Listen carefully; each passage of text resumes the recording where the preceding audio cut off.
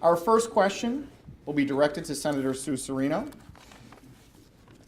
When paid family leave was proposed by the governor, he told the public that the cost of the program would not be passed onto the backs of employers. However, once it was passed, $10 million in seed money for the program was immediately taken from the state workers' compensation fund, which is paid into by employers. Do you agree with the ability of the government to utilize money taken from funds such as workers' compensation, the New York State Bridge Authority, or New York State Lottery in order to pay for other programs? Why or why not? Senator Serino. Thank you, Frank.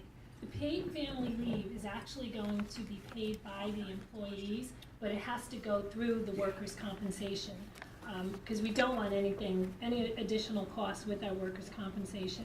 It'll start in 2018, and I know so many of you have either had parents or siblings or even a birth.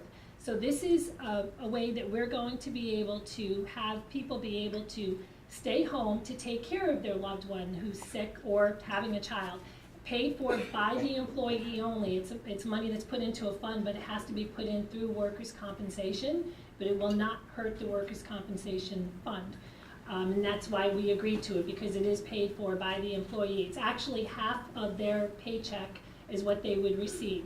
And it's scheduled to start in 2018. I'm sure so many of you have had someone that's been sick. I know when you're my age, you have our parents that are ailing right now, so it's so nice that we'll have that ability. And so many people cannot afford to live on half of their paycheck, so it's not even a system that you can say people are going to abuse. There are systems in place if they do.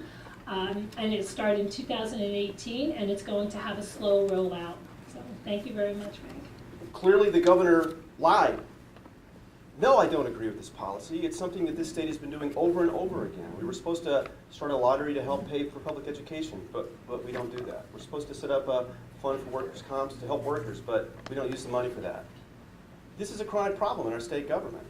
What I'd like to see us do is to raise taxes on the wealthy millionaires and billionaires that live in New York City, bring in the revenue that we need to fund all these programs so that middle-class workers, small business owners, many people here in this room don't have to cover these costs. So we don't have to resort to stealing money from another fund that was meant to be used for something else.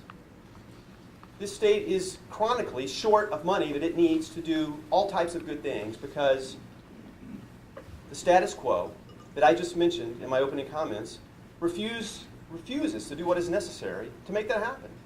We live in an incredibly wealthy state, yet we don't take advantage of it.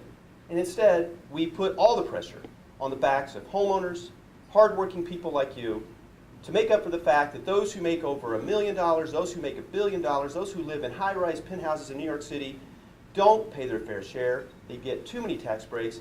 And I don't know about you, but I'm tired of making up for it. And so when I get elected, I'm going to be a champion of raising taxes on the wealthy in New York City and making sure that we no longer have to resort to these ridiculous examples and that we're honest with the people that elect us. The governor lied.